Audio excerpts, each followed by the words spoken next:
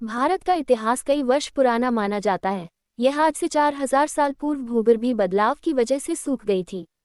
आर्य लोग खानाबदोश गिरहरियों की भांति अपने जंगली परिवारों और पशुओं को लिए इधर से उधर भटकते रहते थे। इन लोगों ने पत्थर के नुकीले हथियारों से काम लेना सीखा। मनुष्यों की इस सभ्यता को वे यूलिथ सभ्यता कहते हैं। इस सभ्यता में कुछ सुधार हुआ तो फिर चिलियन सभ्यता आई। इन हथियार औजारों की सभ्यता के समय का मनुष्य नर वानर के रूप में थे। उनमें वास्तविक मनुष्यत्व का बीजारोपण नहीं हुआ था। मुस्टेरियन सभ्यता के पश्चात रेंडियन सभ्यता का प्रादुर्भाव हुआ। इस समय लोगों में मानवोचित बुद्धि का विकास होने लगा था। फिर इसके बाद वास्तविक सभ्यताएं आई, जिसमें पहली सभ्यता नवपाषाणकालीन कही जाती है। इस सभ्यता के युग का मनुष्य अपने जैसा ही वास्तविक मनुष्य था। अतः यूथिल सभ्यता से लेकर नवपाषाण सभ्यता तक का काल पाषाण युग कहलाता है। पाषाण युग के बाद मानव जाति में धातु युग का प्रादुर्भाव हुआ। धातु युग का प्रारंभ ताम्रयुग से होता है। नवपाषाण युग के अंत तक मनुष्य की बुद्धि बहुत कुछ विकसित हो गई थी। इसी समय कृषि का आविष्कार हुआ। कृषि ही सभ्यता की माता थी। आर्य ही संसार में सबसे प्रथम कृषक थे। कृषि के उपयोगी स्थानों की खोज में आर्य पंजाब की भूमि में आए और इसी का नाम सप्त सिंधु प्रदेश रखा। आर्य लोग संपूर्ण सप्त सिंधु प्रदेश में फैल गए, परंतु उनकी सभ्यता का केंद्र सरस्वती तट था।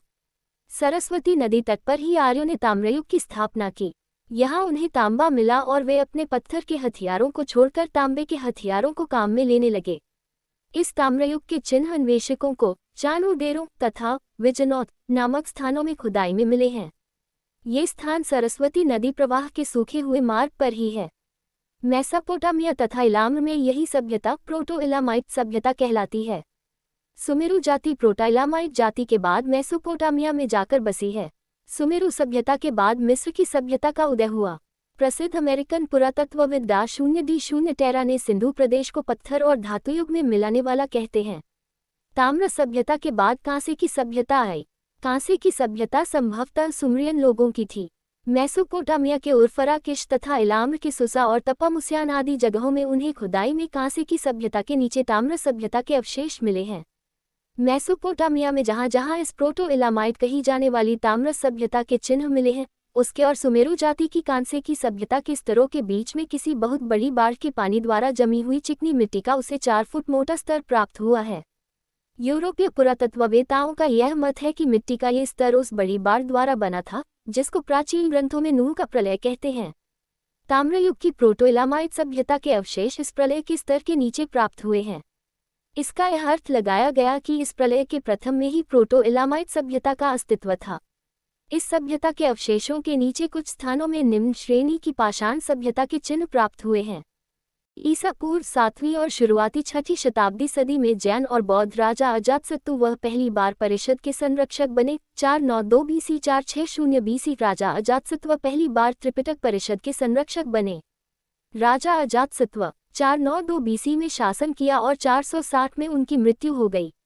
ईसा पूर्व या 2516 वर्ष पहले 2484 वर्ष पहले वापस जाएं।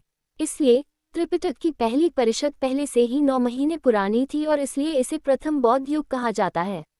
धर्म संप्रदाय लोकप्रिय हुए। अशोक ईसा पूर्व 265-241 इस काल का एक महत्वपूर्ण राजा था, जिसका साम्राज्य अफगानिस्तान से मणिपुर तक और तक्षशिला से कर्नाटक तक फैल गया था, पर वो संपूर्ण दक्षिण तक नहीं जा सका।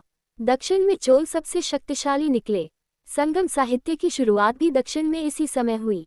भगवान गौतम बुद्ध के जीवन काल में ईसा पूर्व 7वीं और शुरुआती 6वीं शताब्दी के दौरान 16 बड़ी शक्तियां महाजनपद विद्यमान थे।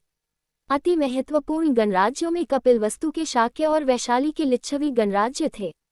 गणराज्यों के अलावा राजतंत्रीय राज्य भी थे, जिनमें से कौशाम्बी, वत्स, मगध, कौशल, कुरु, पांचाल, चेदी और अवंती महत्वपूर्ण थे। इन राज्यों का शासन ऐसे शक्तिशाली व्यक्तियों के पास था, जिन्होंने राज्य विस्तार और पड़ोसी राज्यों को अपने में मिलाने की नीति अपना रखी थी।